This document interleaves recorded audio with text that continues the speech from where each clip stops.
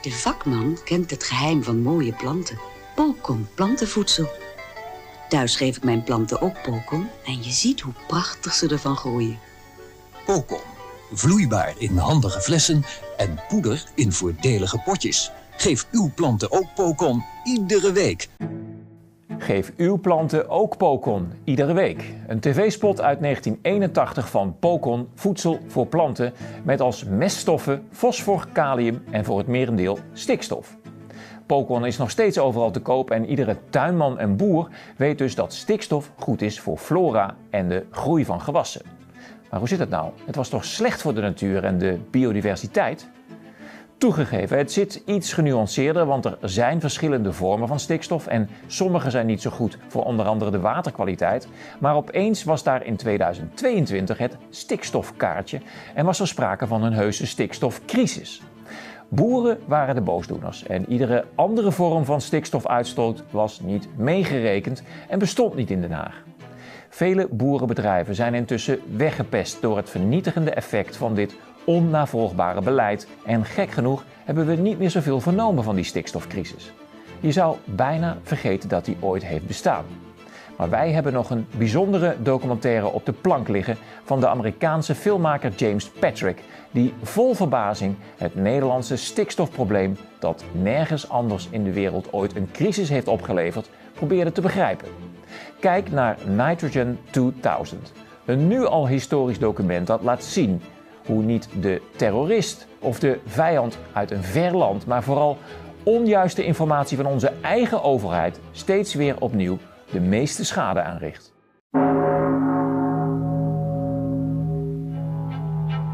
A belligerent Stalin addresses a closed party session in October 1925. He declares war on Russia's farmers. The kulaks are traditional enemies of central authority. He lashes out. Kulaks are the stronghold of counter-revolution. Rise up in arms against the kulaks.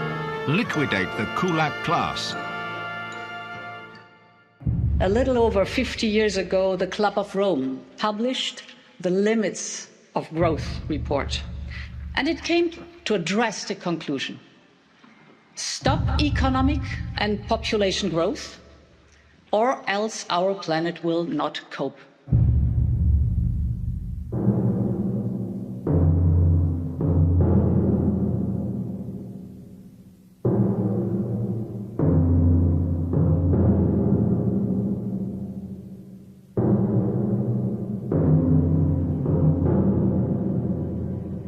The Netherlands is one of many nations that's been taking measures to reduce its nitrogen pollution, and a number of farms may have to be closed down.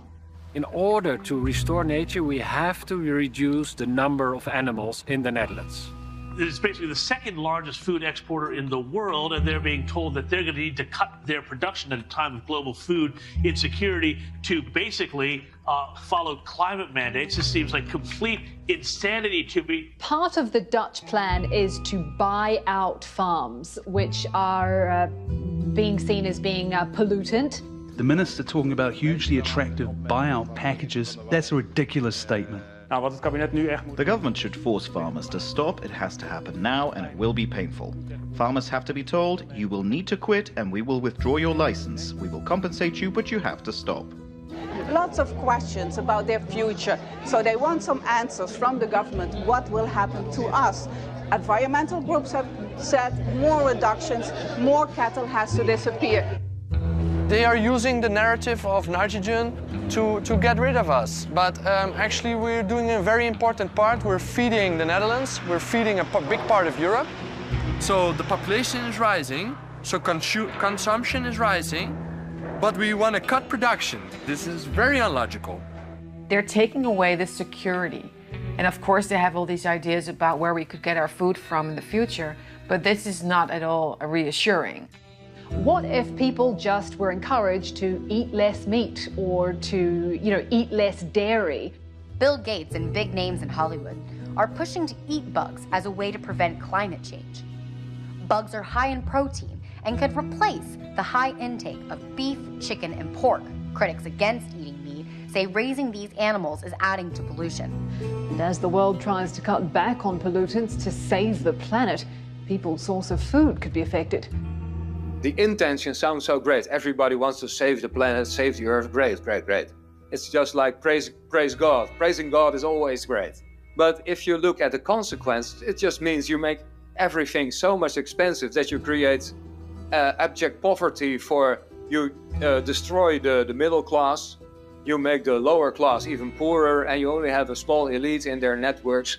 You had a member of the Bank of England who openly said in an interview, well, we have to make peace with the fact that we will be poorer in the future. Now, that's easy for him to say, but if we look at the history of revolutions, both ancient ones and more modern ones, this is how it starts. People do not accept forever that they're simply gonna get poorer, poorer, and poorer, and that their children will be worse off than they were. At some point, that anger will turn against the political system. Greenpeace says compensating farmers on a voluntary basis won't lead to a big enough reduction in nitrogen. Ministers en mensen van grote natuurorganisaties, zoals Greenpeace, de Vogelbescherming en Natuurmonumenten, gaan er praten over de stikstofplannen. Het probleem wordt alleen maar erger, dus je moet gewoon nu wat doen. Boze boeren die op verschillende plaatsen in het land protesteren. De boeren voeren ook vandaag weer actie. Op dit moment wordt de brug op de N233... The manure is in the Netherlands, which is ammonia, which is a form of nitrogen, which is bad for the environment, bad for nature. And they have declared that nitrogen is the major problem. Well, I'm an expert in nitrogen, and I dare to say it is not.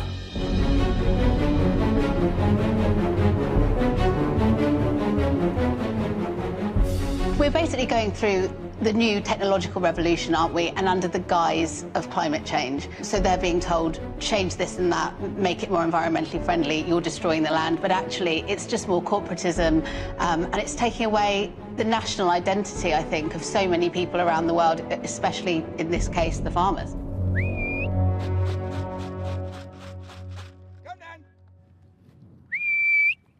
Come then! Come then! Come then!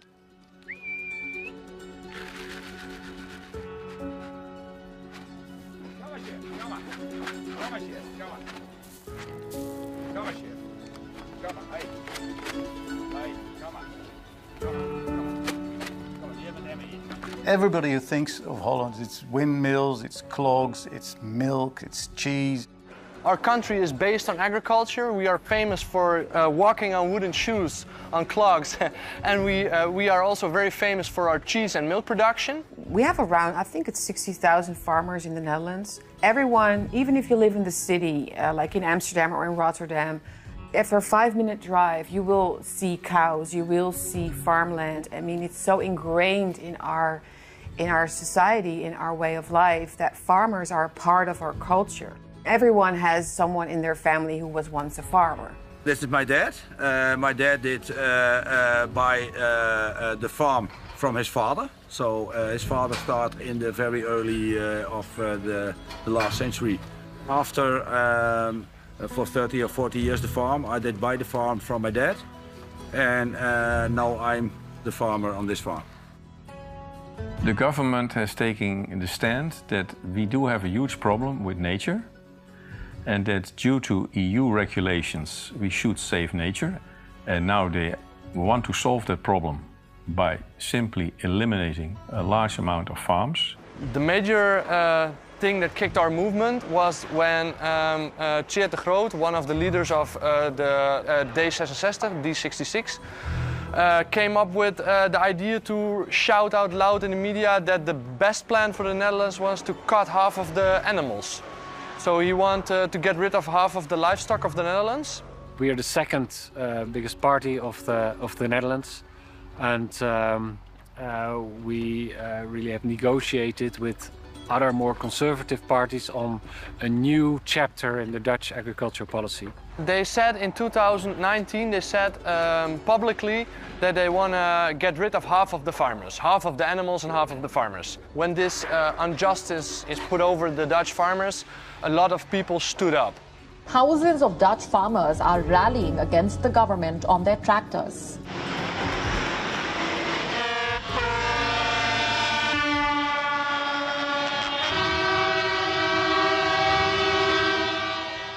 They are publicly talking about cutting down half of the farms in the Netherlands because that would be good for nature. But this is total bullshit. It's a crock of shit. It's bogus. It's a false ideology. Now the goal is to, in order to restore nature, to cut nitrogen with 50% in 2030, and this is huge for farmers, of course.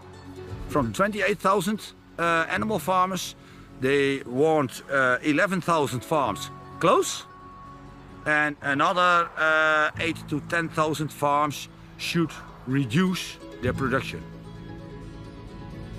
The effects of this nitrogen policy is devastating. I mean, there's just no other way to look at it, I think. It has been put forward so rapidly, farmers had to immediately comply to these crazy, impossible demands, really. And those demands have resulted in them having to give up their farms. Why need to go my cows? Why my farm need to close? Our intention is to explain why this is so important for them and for nature, but not to change the goals of the policy. That's not the case. It's not going to happen.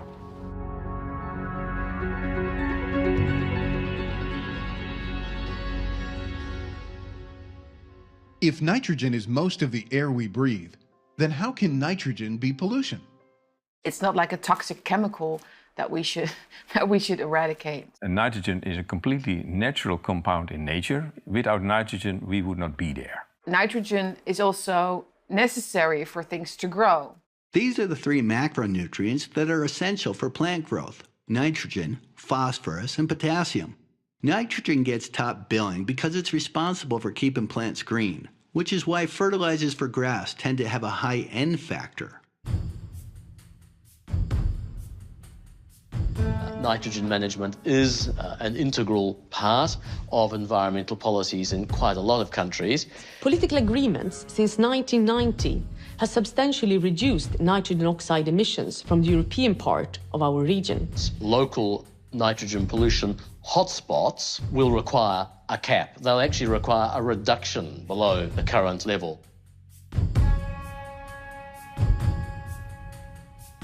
Wat kan stikstof voor schade aanrichten? Wat kan stikstof voor schade aanrichten?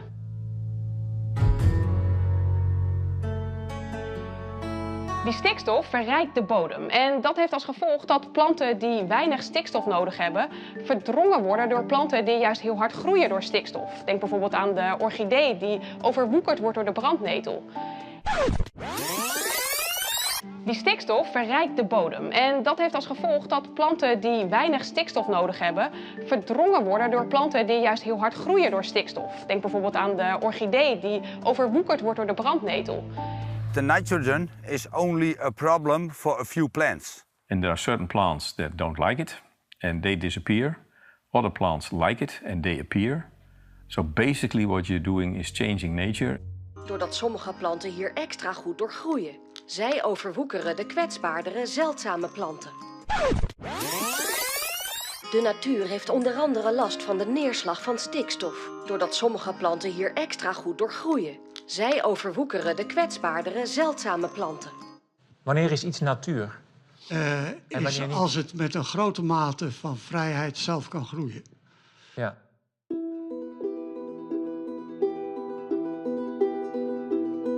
But instead of prolonging these debates, I want today to concentrate on one point. And that is the clear message that a growth model centered on fossil fuels is simply obsolete. We are governed by incompetent people, but we have to face the fact that in the past, previous generations made us so rich that we could afford to be stupid, but gradually we are no longer that rich to afford to be that stupid. Yeah, if we look at the Netherlands, livestock is actually the biggest source. It's responsible for about 65% of all the emissions that precipitate on our protected natural areas. couple of hundred years ago, we chopped all our trees, and what was left was sand dunes. In Holland, we are a densely populated country, and we don't have nature. We've got a big garden.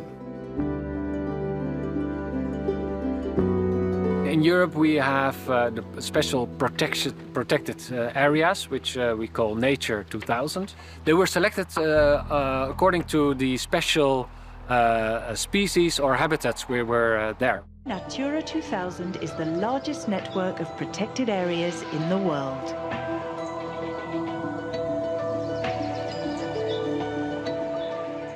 In het pas zijn alle beschermde natuurgebieden, de Natura 2000 gebieden, opgenomen waar organismen leven die last hebben van overbelasting door stikstof. Dat geldt voor 118 van de 160 Natura 2000 gebieden. You have to go back maybe 25 years when some silly civil servants went to the European Union and they said, well, we've got nature, but our nature, we call them sand dunes.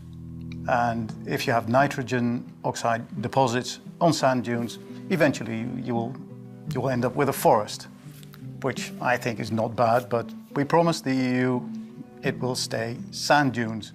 So we will maintain it like that. We had a lot of problems with the nitrogen rules because our farm is near to and in Nature 2000, and that is really a problem for us. This is my land, I'm owner, but this is also nature land, Nature 2000. In this area, the government say we need to reduce 95% of the nitrogen who's coming out of the stables. The government is picking on the farmers, much too much. That is absolutely not necessary to save nature. Thousands of Kulak families are rousted from their homes. Their land, grain, implements and livestock plundered.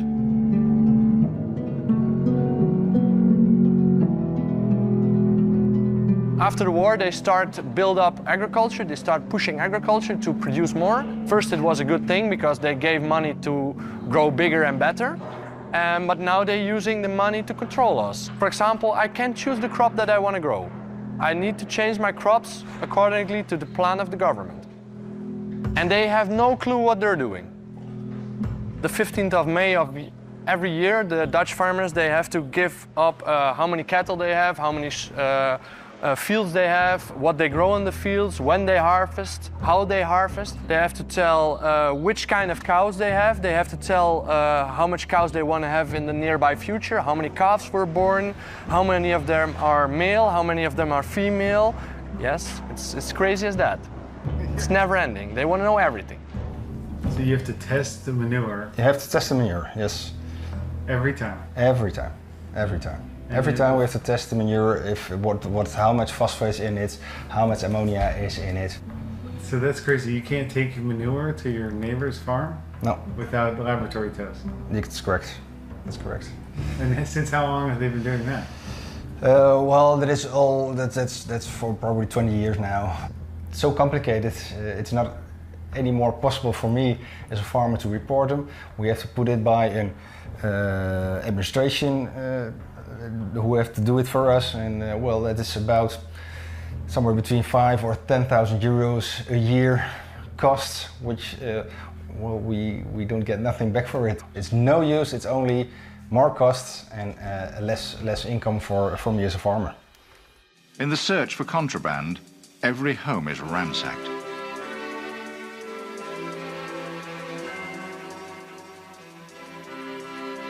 The scavengers miss nothing. Every last kernel is gleaned and carted off. And this is what they're using to provide as a narrative for what they're doing. But actually our Ministry of Nitrogen, yes, we really have a Minister of Nitrogen in the Netherlands. It's funny, but we have. Yeah, we have now recently a Ministry of Nitrogen. You're laughing. This is the first time in history that we actually have a Minister of Nitrogen, but she doesn't have a clue about nitrogen. She doesn't have any education on nitrogen. She's not a chemist. She just has a mission that we should have 50% nitrogen reduction. Why? she doesn't know. I asked her in the house, and she doesn't have a clue, which is funny in itself if it wasn't for the fact that people's lives depend on it, farmers' lives depend on it. The role of the Rabobank is really weird because the Rabobank was the farmers' bank.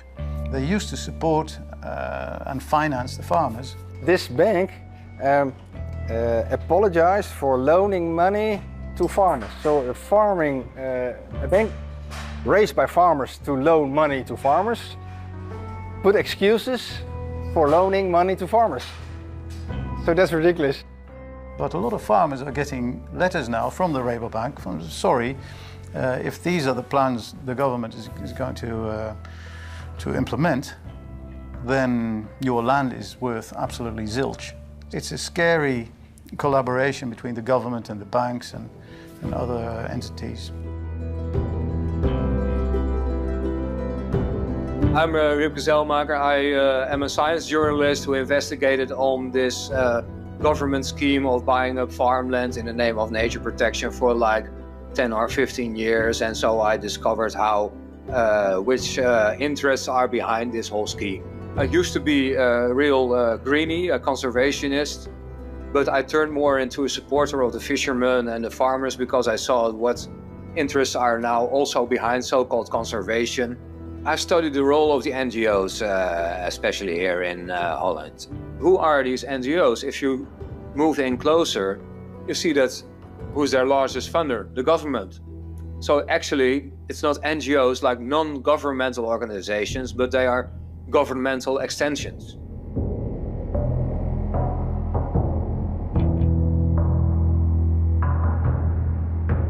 I do the same as the nature organizations do in Holland. Why need to go my cows? Why my farm need to close? After that, there are coming some other cows back in this area. Not from a farmer, but from a nature organization. And they need to eat the grass. So what's the difference? I think it's very strange that a farmer is not allowed to do it and a nature organization can do the same as I do. And then there is no nitrogen problem. But what do these NGOs do for these people? They make a political issue constantly of something that is only in the interest of the 1%. They use NGOs, they pump them full with money to promote policies that, well, 99% of the population does not care anything about. All subsidies to NGOs need to end.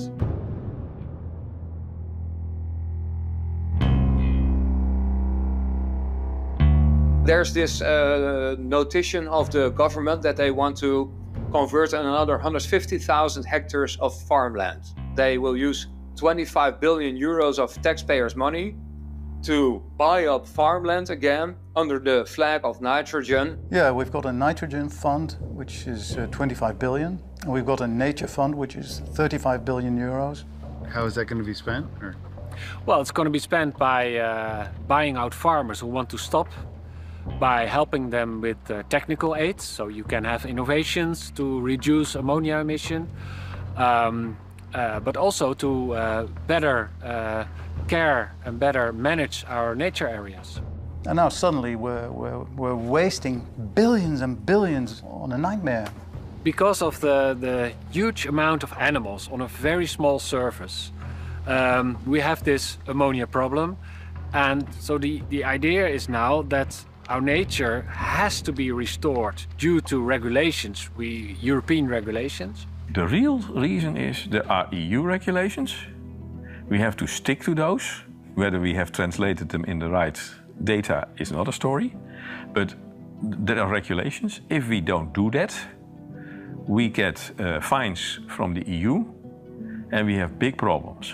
Because we made this holy promise to the EU, we now are in the situation where we actually have to hunt down our farmers.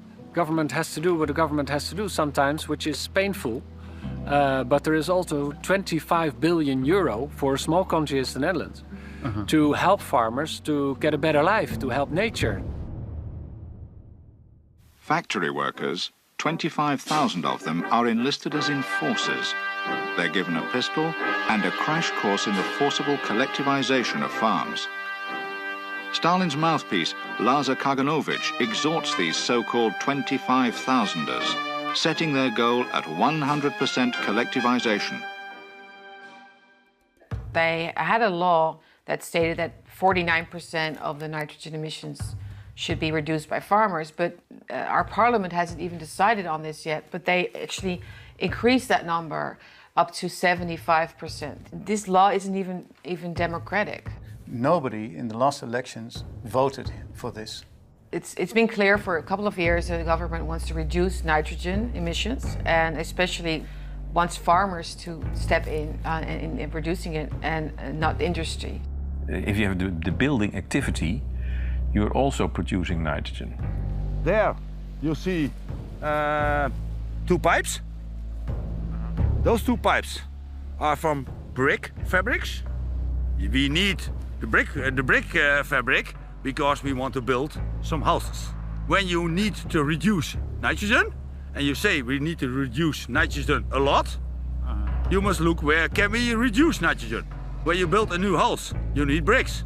The purpose of the measures that are, the legislation they are trying to push on us now is they are using the narrative to cut down emissions, but actually they want our soils, they want our land. Lots of people love eating beef, but it also has the biggest environmental impact of nearly any food we eat. I don't know if you've ever seen a cow up close, but they're massive. It takes a lot of cow food to make that much cow. And a lot of land to make all that cow food. More than a quarter of all land on Earth is devoted to feeding those cows. Nobody knows how to get rid of No one knows how to get cows to stop farting. Exactly. Cows burp and fart a lot, and it's impacting climate change. What we have to do, which is 0. If it was a 50% reduction, then you could ignore, okay, leave the cows alone. We're trying to avoid the temperature continuing to go up. You do need to go to 0, otherwise you're continuing to have temperature increase.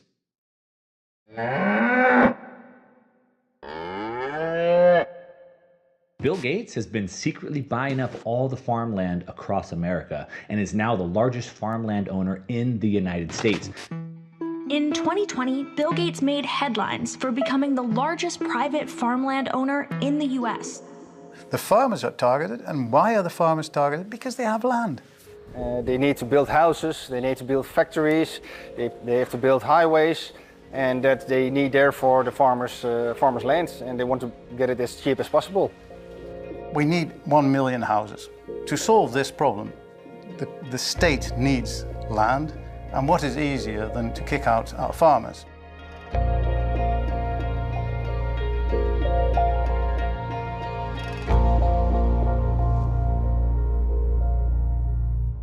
Agricultural food giant Cargill plans to start selling wearable devices designed to curb methane emissions from cattle. De koeien die dragen een deel bij aan de uitstoot, maar hoe kunnen we dat reduceren? Onder andere hebben we het dan over de ammoniakuitstoot. Er zijn ontzettend veel bedrijven bezig met de vloer, met luchtwassers, etc. Raakt. En op die manier, als je deze zenuwbaan op deze manier raakt, dan gaat de koe spontaan plassen. Dan krijgt hij een zenuwreflex waarmee hij een plasneiging krijgt en onmiddellijk zijn plasje gaat doen. We hebben vanuit Hanskamp een uniek koetoilet ontwikkeld.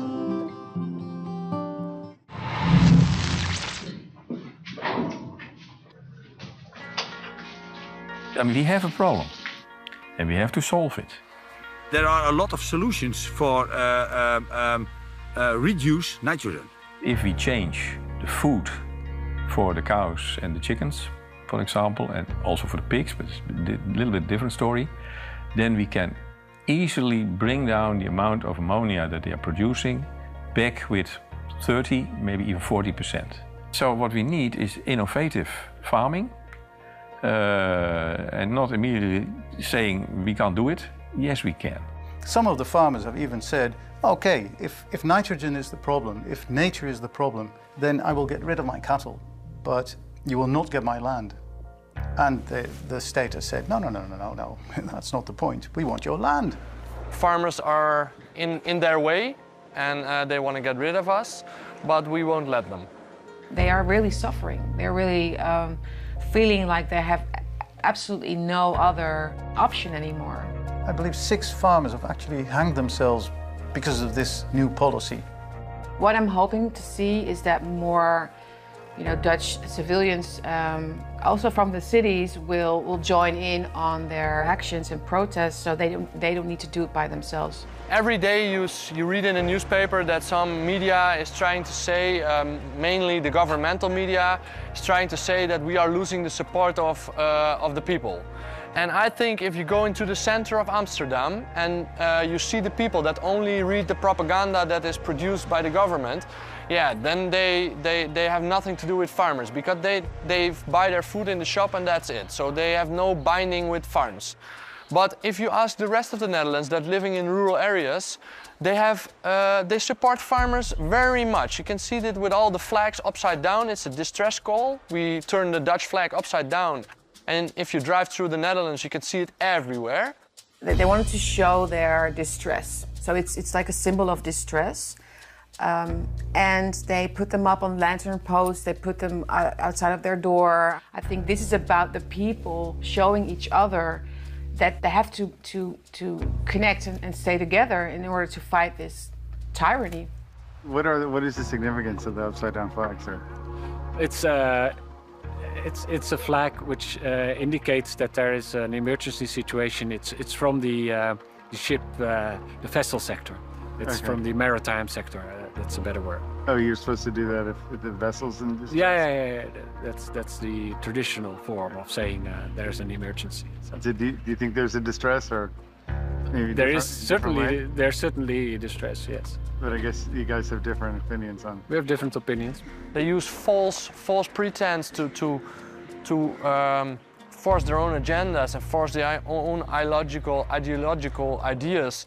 Under the guise of democracy and liberalism, they are taking away rights. And most people are fine with it because they feel this sort of responsibility, maybe, because it's so progressive to care about the climate. So they're willing to actually sacrifice their own well-being. Even well-educated people very often don't actually have the common sense to sit down and relax and think, well, what this government official, what this minister is saying, is it true? Well, very often, no, it's not true. Our Minister of Climate, he has said in a TV show, he has said nitrogen is like a toxic blanket that is covering nature and that makes it impossible for plants to grow. That is not a scientific explanation of nitrogen. It's all made up to create an atmosphere of fear, and then once the people are frightened, you can do whatever you want with them. Many people, the masses, I would say, like to be told what to do in order to be safe. So we've paid a really, really high price for this because we gave up all our freedoms to feel safe, and obviously this safety is also very fake because you can't be safe without being free. It's not about saving the planet, it's about government control, because that's in effect what is happening. Our basic values were all built around the fact that an individual determines his or her own life and is responsible for his or her own children and his wife and his house, and you determine your own life. Whether you die or live, you determine that yourself. And the transition that we're making is from this freedom of the individual to a collectivistic or Marxistic or communistic or socialistic sort of structure. We're sleeping, and we're in this transition, we're in this silent revolution, and I think it's very scary.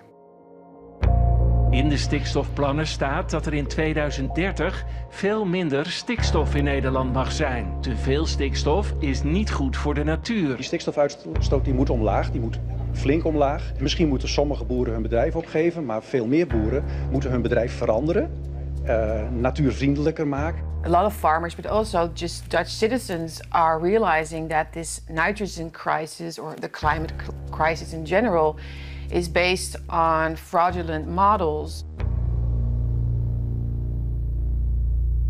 Stikstof is er in meerdere verbindingen en ammoniak is er daar één van. Nou, er komt vooral heel veel ammoniak vrij door de landbouw, door de mest van dieren. Die wordt verspreid in de lucht en slaat vervolgens weer in de natuur neer. De natuur heeft onder andere last van de neerslag van stikstof.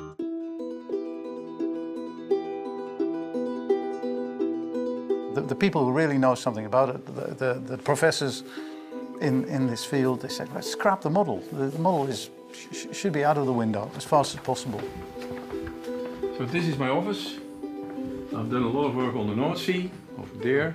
I've worked on the Antarctic, and there you see me with the king and queen, although they were prince and princess at that time. So, and there you see me with the former queen, getting a Medal of Honor for arts and science. And what is your specialty? I'm a marine ecologist. So marine ecologist, so studying the system as a whole, and my main thing is humans and the sea. When I retired, I became member of a Dutch political party, and well, I started on working on the nitrogen there, and I said, okay, this is the data are not right, and we should do something. And besides that, I think that you're overdoing the damage that nitrogen is doing to nature. There is a problem, but it's not as bad as you are claiming all the time. The idea of these people is there is a problem everywhere, so we have to solve it everywhere.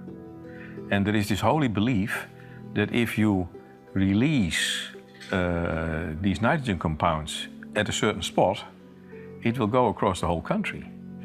But that's not true. And so then you have a different view, and then there is a model. So they have built a model, which is rather shaky. They state that the nitrogen model is not suited to calculate the things you would like to calculate with. You can use it for analyzing where the problems might be, and as a scientific tool to understand the processes better, but it's absolutely not capable of calculating the data on which to base your measurements against the farmers. It's bullshit. A few other people, beside myself, have written a chapter in here that this model is not suited for the calculations they are doing.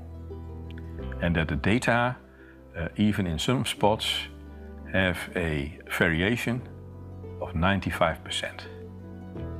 And then you use those data to tell a farmer that he has to disappear. And that's something where I think this is not the way to approach this. If the outcome of a model coincides with what I see there out in the field, that's coincidence, because the next year it will be completely different. Why do we even use the models then? Because it gives us the knowledge on the different ways the system can develop. So basically what it can show us is how do processes work. These models are very well suited to test theories. If you put crap in, you get crap out. Yeah, that's something that we have said. There are already big question marks. And the major issue is that the government is believing the data that come out of the model and is using those data to make the policy, including getting rid of the farmers.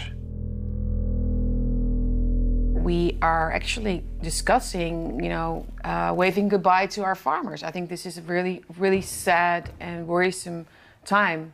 I mean, these are hardworking people. They're paying taxes. They've worked their land for sometimes 10, 15 generations.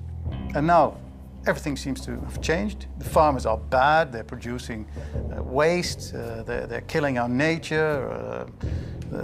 They're treating their animals badly, and suddenly they have to disappear. 20 years ago, you would not have dreamt that this would have happened. We were proud of our farmers. The Dutch farmers were the best in the world, and they still are. I believe it's very important that people like journalists look into all sides of the story. Not all of the Dutch journalists tell the right story or tell the total story. They just cherry picking, and because they are cherry picking one part of the story, the people in Holland do get a wrong image of what is going on. It's absolutely insane that we would actually sacrifice the knowledge of our Dutch farmers. They are one of the best in the whole world. When governments are going to buy out farmers from their fields, from their where they live, they're never going to come back, and therefore they're making a big mistake. And I will think that in maybe 10 years or so, a politician will say, what happened in 2022? Why are all farmers gone? And nature hasn't changed. We get rid of this if we only have our famous good quality cows on pictures. We will break down the backbone of our country, and eventually everybody will get hungry and go bankrupt. We also want to change the economy so that farmers can earn a better income with less animals. Meat is much too cheap. The policy would raise the price of meat and milk? And probably. By 2050, there will be 10 billion human mouths to feed. So will farming and eating insects help solve one of the 21st century's biggest challenges? I am here to reveal my hidden talent, eating micro livestock, cornworms. They're still alive. So here we go. Have some mealworms. I'm telling you, I'd win Survivor. It's not about nature protection. Only the ones who in this process have acquired the most money will have the ruling power. It comes down to control of resources in the hands of the few. Look at the power of the NGO's. Who do they really support? Who's pumping money into them? It's always government and billionaires doing it. En de minister die schreef vandaag dat ze een verkenning heeft gedaan naar mogelijke maatregelen voor Natura 2000 gebieden. Daar staat namelijk in dat zij een vertrouwelijke vraag hebben gehad vanuit LNV om in het kader van het transitiefonds landelijk gebied een quickscan te maken van kansen en herstel. So this is the relation between the government and NGOs. To an extent you can sell the public, you can buy the public opinion by these NGOs. And this is what really happened in Holland, but also in the US. Well, we've now seen Brussels approving these plans for the Dutch government to forcibly buy out livestock farms to cut nitrogen emissions. But get this, as part of the deal, the farmers would not be able to ever farm anywhere in the EU again. It begins with speaking out and organizing and reaching out maybe even to people in other countries, and because it isn't a Dutch issue, it's a global issue. Canada is now apparently going down the same route. The Canadian government under Justin Trudeau, well, now he wants to impose drastic climate change restrictions again on farmers, again using the nitrogen excuse to crack down on food production. This just seems like complete insanity to me. No less than the future of Irish farming is on the line. The move towards cutting emissions by 51%. There's a lot of politicians out there, talking about carbon target and that there'll be no compulsory cull, but we don't see that happening. We see them culling through the back door, be it through the nitrates regulation. I don't know how we got politicized when it comes to two of the most important things you have to have for prosperity.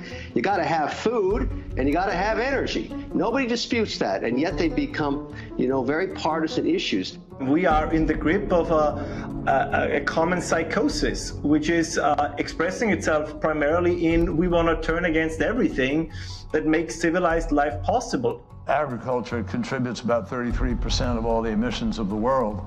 We can't get to net zero. We don't get this job done unless agriculture is front and center as part of the solution. There is a dire warning tonight about a greenhouse gas called nitrous oxide. It has hundreds of times more warming power in the atmosphere than carbon dioxide. It comes from the nitrogen in agricultural fertilizer, which is used around the world to increase crop yields. UN experts concluded the world needs to cut the amount of nitrogen emissions in half to avoid disastrous consequences. It's all about fear. It's about making people fear for the future so that they would agree with policies that if they are sober, they would never agree with.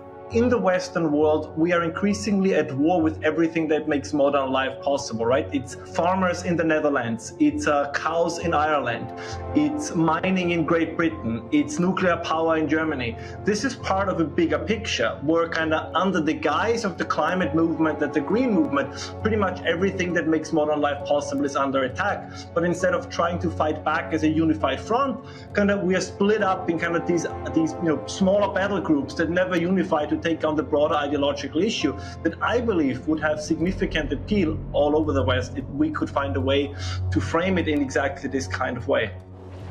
We will protect our farmers to every extent, and we will do it on every level, on a European scale, on a worldwide scale. I will protect farming, I will protect our free living, because I want to give my children the same free life that I had. And if we let this happen to our Dutch farmers, the next thing will happen to the civilians.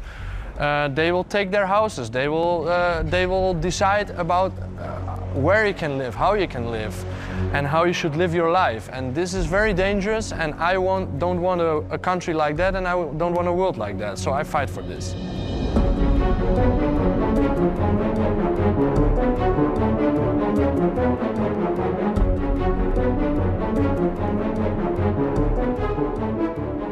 For the remaining farmers, anything is preferable to what they have witnessed. Many volunteer for the collectives, surrendering cattle and implements, home and land to the state.